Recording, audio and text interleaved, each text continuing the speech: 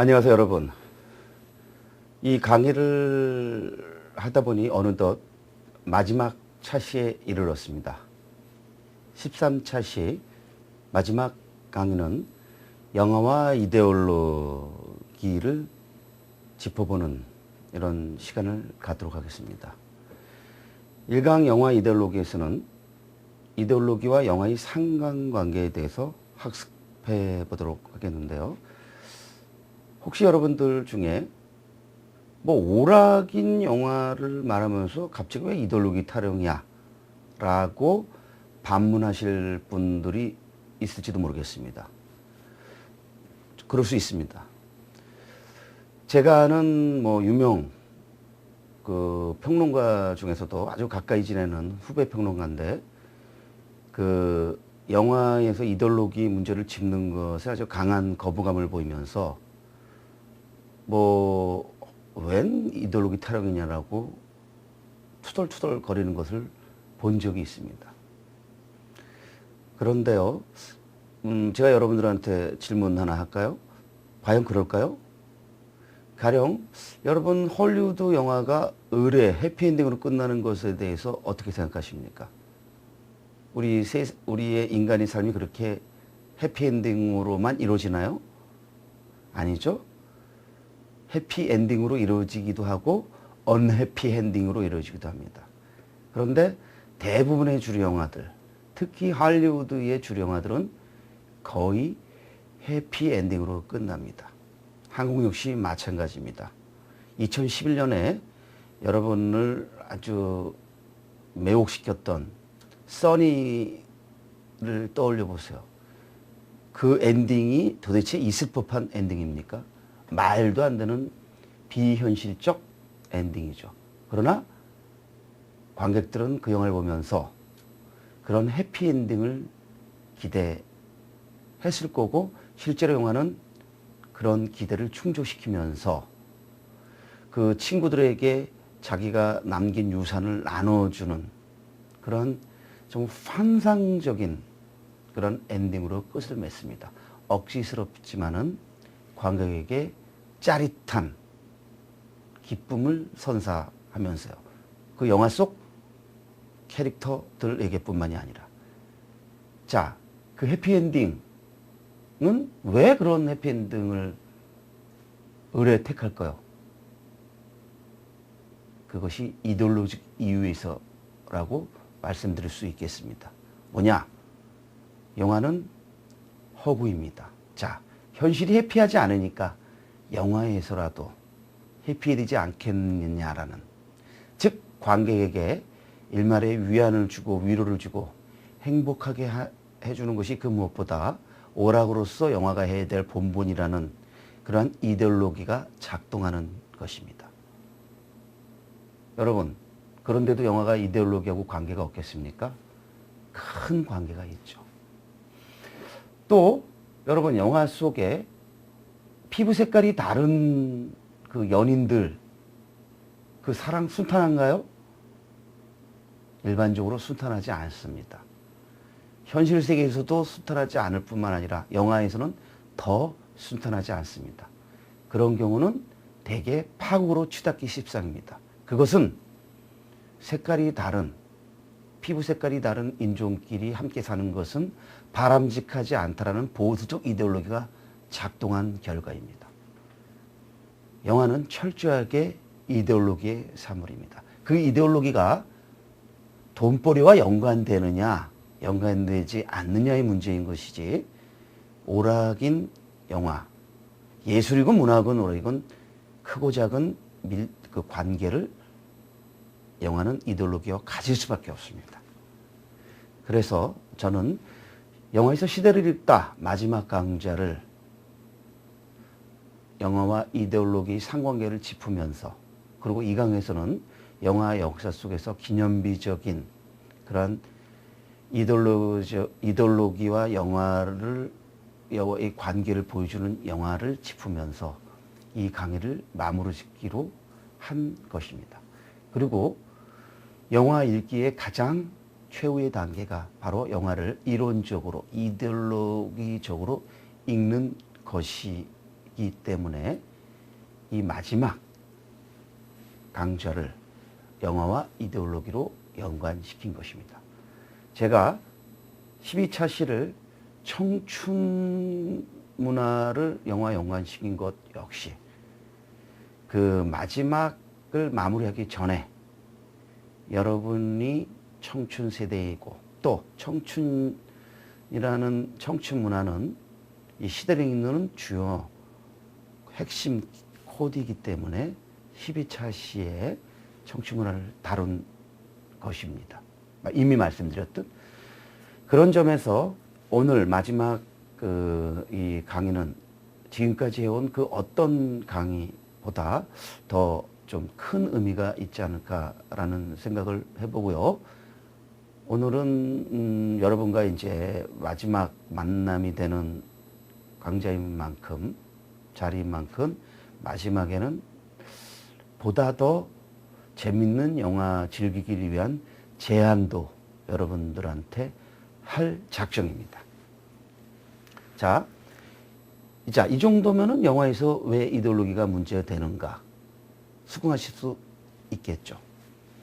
여러분, 이데올로기가 무엇인가 정의 한번 내려보쇼 라고 만약에 누군가가 질문한다면 주저없이 여러분 그 이데올로기 정의 내릴 수 있으시겠어요? 아마 그러신 분들 많지 않을 겁니다. 저 역시도 마찬가지입니다. 제가 이 강의를 준비하면서 이미 다 아는 개념 용어들을 다시 한번 사전을 찾아보는 것도 조금 더 선명히 보다 더 확실히 이해하고 또 다음에 설명할 기회가 올 경우 주저하지 않고 아니 조금 덜 주저하면서 설명하기 위해서입니다. 이데올로기는 독일어 발음이죠.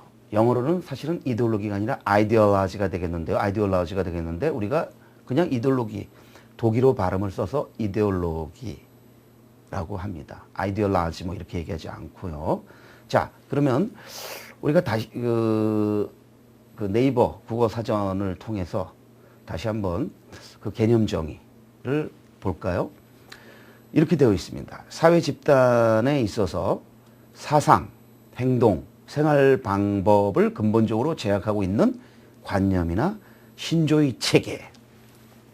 사실 좀 이렇게 어색합니다. 이렇게 자연스럽지는 않습니다만은 왜 이러냐면 이게 번역어 투이기 때문입니다.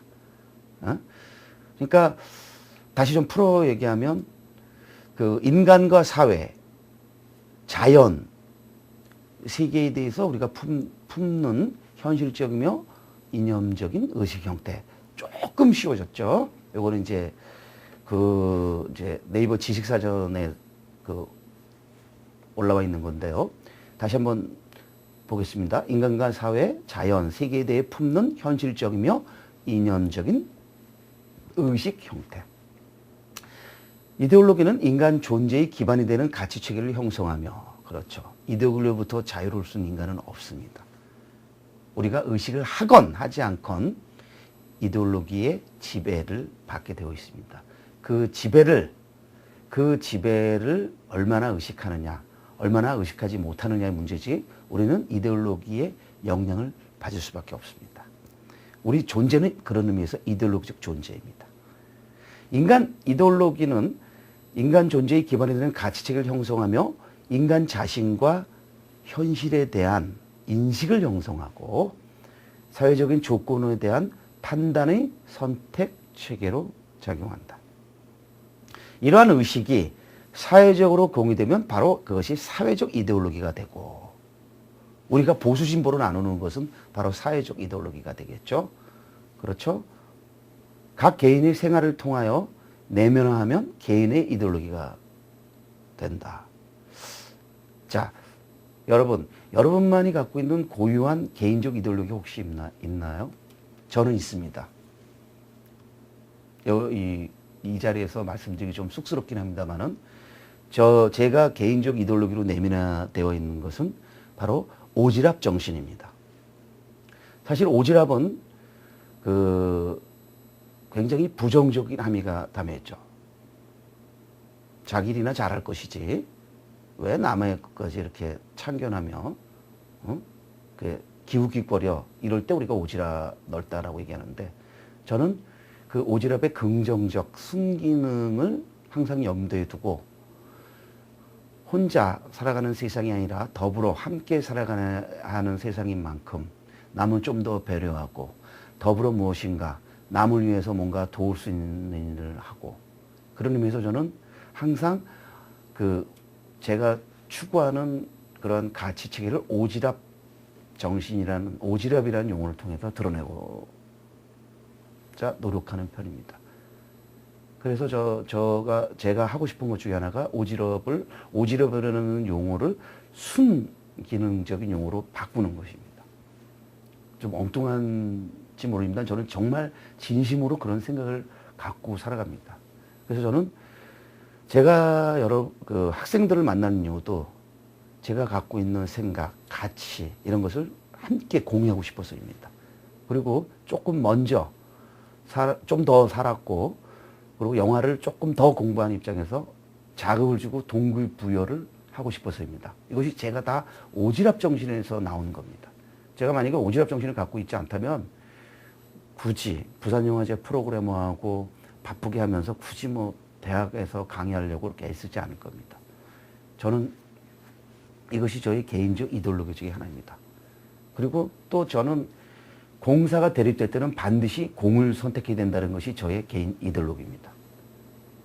그러니까 저는 개인의 이득을 위해서 공적 이익을 해치는 사람을 저는 싫어할 정도가 아니라 저는 증오합니다. 뭐 강의 시간에 증오라는 표현을 쓰는 것은 적합하지 않습니다만은 그런 의미에서 그 가끔씩 그 대한민국 그 사회를 부끄럽게 만드는 염치 없는 정치 또 경제 사회 뭐 문화계의 다양한 인간들을 보면은 사실은 저를 다시 되돌아보면서 반성을 하곤 합니다. 저라고 부끄럽지 않은 존재이겠어요? 저도 모르게 아마 부끄러운 짓을 많이 부끄러운 짓을 많이 하면서 저지르면서 살아왔을 겁니다. 그리고 지금도 그렇게 살고 있을지도 모르겠습니다. 앞으로도 그럴지도 모르고요. 그러나 의식적으로 그러지 않으려고 노력하는데 저는 그러한 가치를 갖고 살아가는데 이것이 다 저의 개인 이데올로기라고 생각을 합니다. 제가 이 마지막 강의이기 때문에 약간 좀 감상적으로 흐른다 할지라도 여러분들에게 양해를 해달라고 미리 말씀드리고 싶습니다. 사실 이 강의가 온라인 강의여서 그렇지 저는 사실은 그 사람과 사람을 만나면서 교류하는 것을 굉장히 중시하는 그런 부류입니다. 그런 의미에서 제가 그 오프 특강을 한번 제가 제안해서 한 차례 가졌고 뭐 제가 온라인으로 여러분을 계속 만나고 있습니다만은 이제 이게 마지막 강의라 그러니까 마음 한구석에서 여러 가지 감회가 스쳐 지나갑니다. 너무나 부족하고 그러니까 강의를 잘 못한 것이 아닌가라는 반문을 계속하고 반성을 많이 합니다. 그래서 이 마지막 이 강의를 통해서 뭔가 혹시 제가 잘못을 저지른 게 있다면 이 자리에서 아예 그냥 다 터놓고 고백하면서 그냥 이 강의를 마무리 지으려고 생각하는데 자, 이쯤에서 영화와 이데올로기의 관계에 대해서 조금 더 구체적으로 들어가도록 하겠습니다. 영화와 이데올로기 개념이 본격적으로 결부되기 시작한 것은 영화가 출연하고 나서 한 7, 80년 흘러서입니다. 구체적으로는 1960년대 이후 현대 영화 이론으로 넘어오면서부터입니다. 자, 여기서 좀 설명이 필요할 텐데요. 영화가 1890년대 중반에 출연해서 크게 영화는 유아기 소년기를 거쳐서 청년기를 거치고 지금은 이제 중장년기라고 볼 수 있겠는데요. 약 10수년의 세월이 흘렀죠. 1895년에서. 자, 그렇게 치면,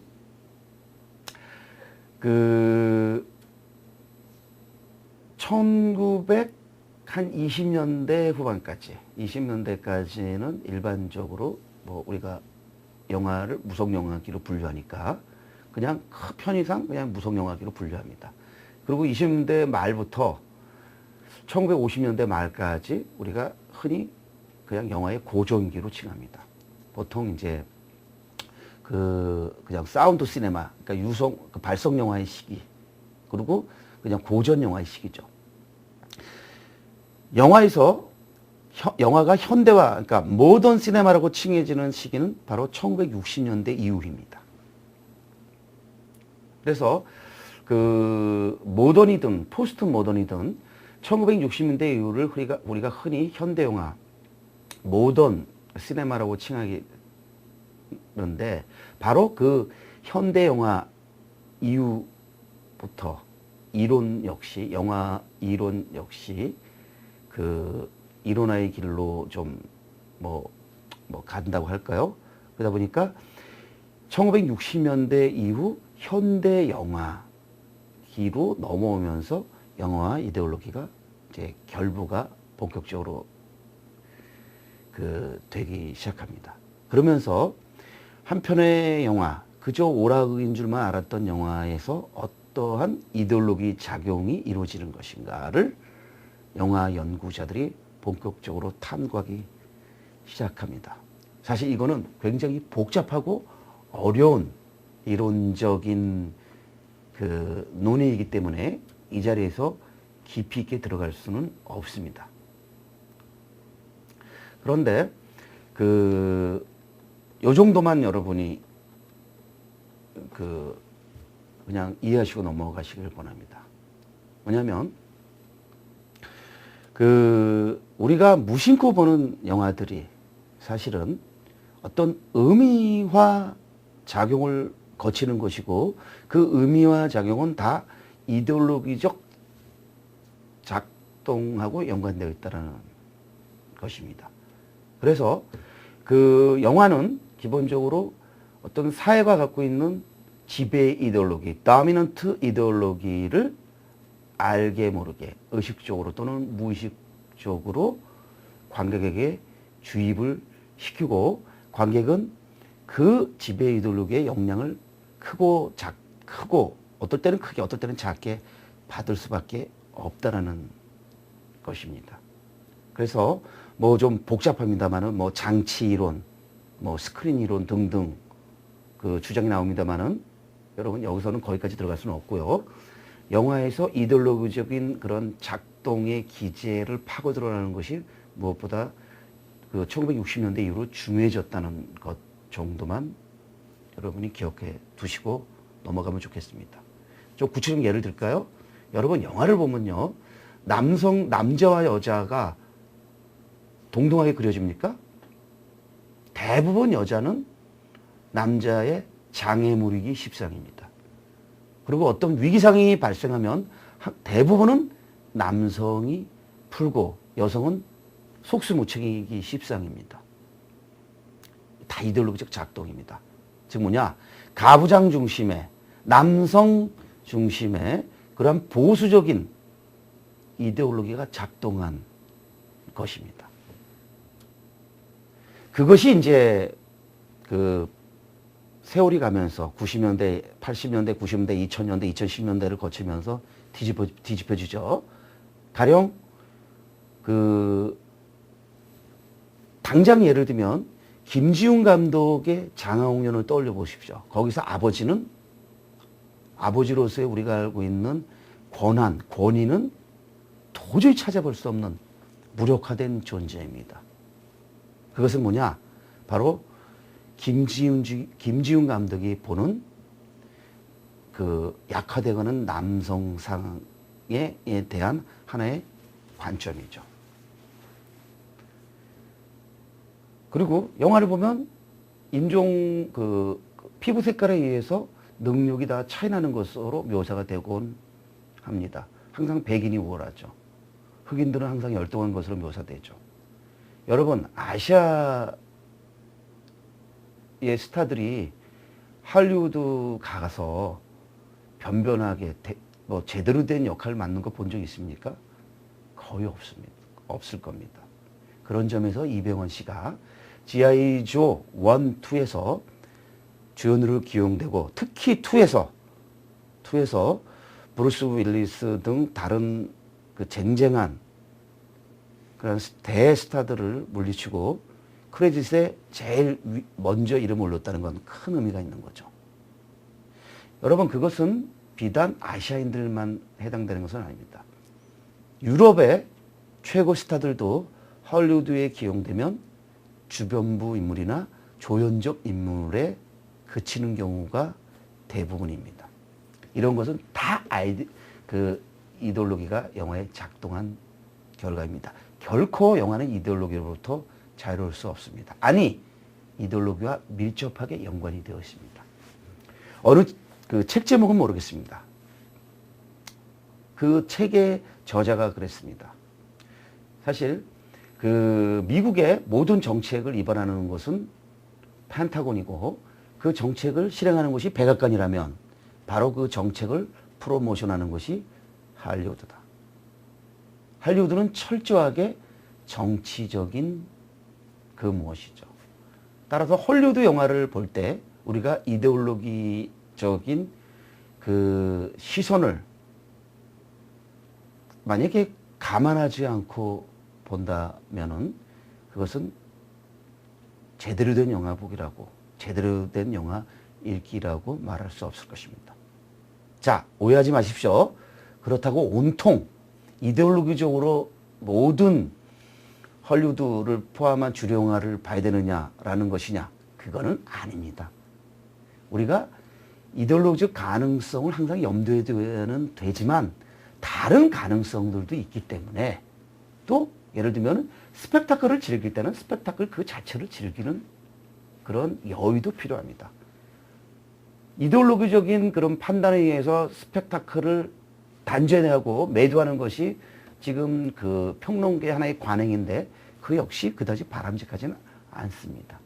제가 늘 강조하지만 아름다운 해돋이를 보면서 지는 석양을 보면서 이데올로기를 떠나서 우리는 그것을 음미할 수 있습니다.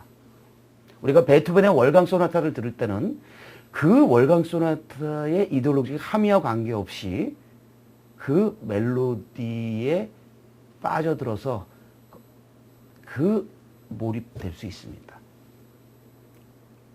따라서 모든 것을 이데올로기적으로 판단해야 된다는 것을 말하는 것은 아니라는 것 잊지 마십시오. 이데올로기적으로 봐야 되는 것, 그것이 중요함에도 불구하고 그 다른 가능성도 있다는 것, 여러분 같이 생각해 줘야 된다는 것. 자, 사실 우리가 영화를 마르크스주의로 보고 페미니즘으로 보고 뭐 이런 또 성정책적 관점에서 보고 하는 이런 것들이 전부 영화를 이데올로기적으로 이론적으로 보는 것이고 읽는 것입니다.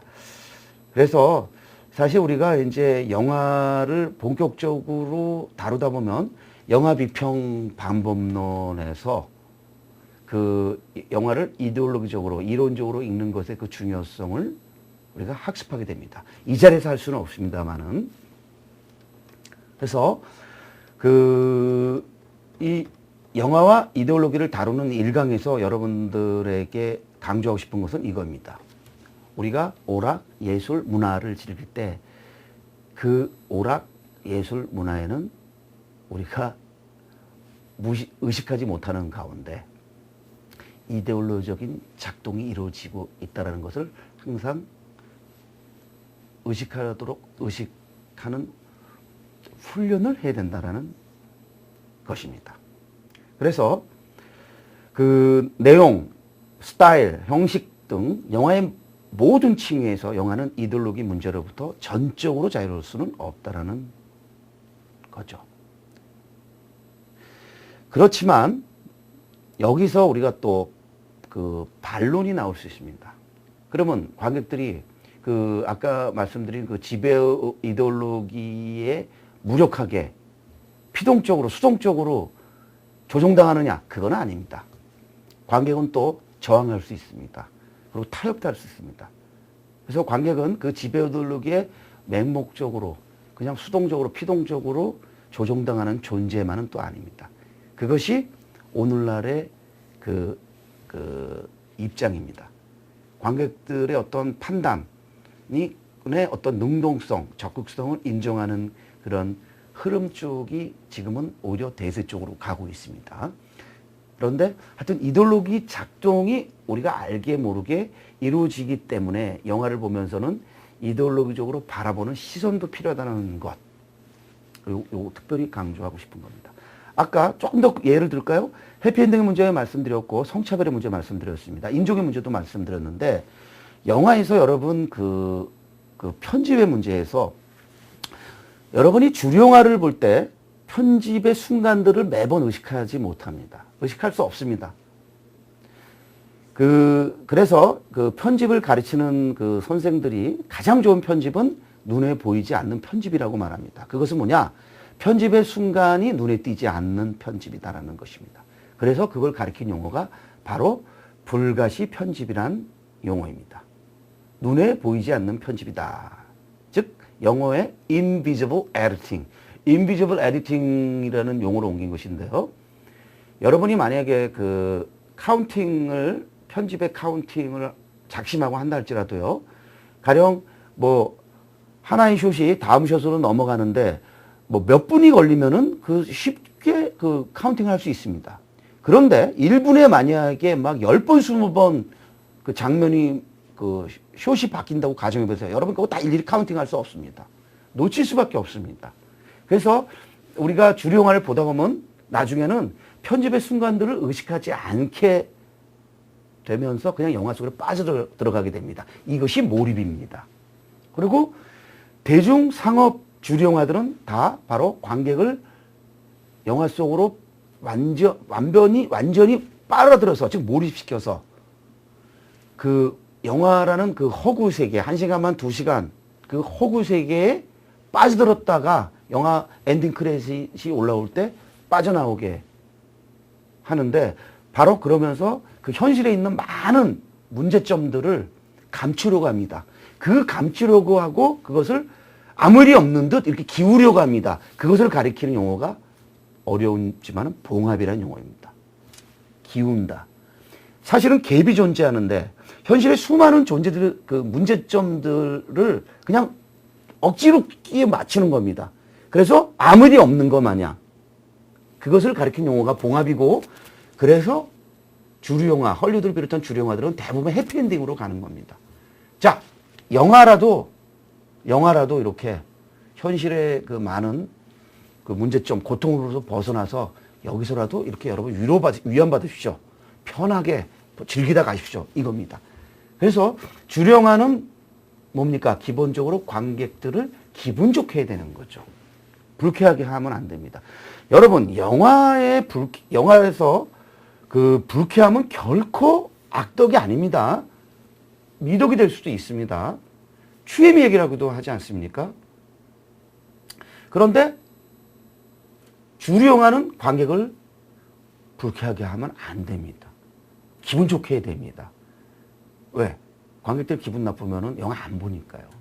여러분, 영화 백화점 가서 저희 아무리 그 손님이 억지 주장을 펼친다 할지라도 만약에 그 백화점 그 직원이 그 손님의 그거를 다 변덕 이런 걸 맞춰주지 않고 만약에 손님이 변덕 부린다고 변덕 부리는 거를 막 따지고 돈다고 가정해 보세요. 그 손님 물건 안 삽니다. 마찬가지입니다. 그러니까 대중적으로 성공을 거두려고 하는 영화는 관객을 편하게 영화를 본다라는 사실 자체도 잊게 하면서 그냥 푹 빠지게 해서 영화 속에 빠지게 해야 됩니다. 그러기 위한 바로 절대절명의 그 수단이 바로 눈에 보이지 않는 불가시 편집인 것이고 또 중요한 것이 해피 엔딩인 것이죠. 자, 우리가 그 알고 있는 헐리우드 영화들은 다 그런 이데올로기와 크고 작은 연관성을 맺고 있습니다. 그 가령 1950년대 이후에 SF 장르가 이렇게 인기를 끌기 시작하거든요. 그 SF 장르는 지금 우리는 아닙니다만 미국에서는 주도적 장르이지만 그 SF 장르가 많이 나오게 되는 그 시기가 1950년대부터인데요. 왜 1950년대부터 미국에서 SF가 많이 나오기 시작했을까요? 그것은 바로 그 냉전하고 다 연관이 되어 있는 겁니다. 바로 뭐냐? 그 현실의 적을 외계인은 현실의 적으로 대치시켜 버리는 거죠. 그러니까 우리 1940년대, 그러니까 지금 그 1990년을 전후하면서 뭐 저기 동독의 그 베를린 장벽도 무너지고 또 소비에트 연방도 해체됐습니다만은 그 전까지 미국과 쌍벽을 이뤘던 그 구소련, 그렇죠? 구소련을 적으로 규정하면서 바로 외계인들이 전부 그런 현실적인 그런 대가를 현실적으로 바로 그 외계인을 그 현실의 적을 외계인으로 표현하는 겁니다. 자, 스타워즈 시리즈 1970년대 미국이 그 소련과 그 우주 전쟁을 벌이면서 스타워즈 시리즈도 나오게 되는 겁니다. 그냥 나오는 게 아닙니다. 또 1980년대 미국 나아가서 전 세계를 풍미했던 액션 시리즈 로키, 람보, 이것은 바로 뭡니까? 레이건으로 대표되는 그 레이거니즘을 드러냈던 아주 좋은 영화적 그 기호들이었죠. 바로 힘으로 모든 것을 제압하는. 자, 80년대 미국은 그 위용이 대단했죠.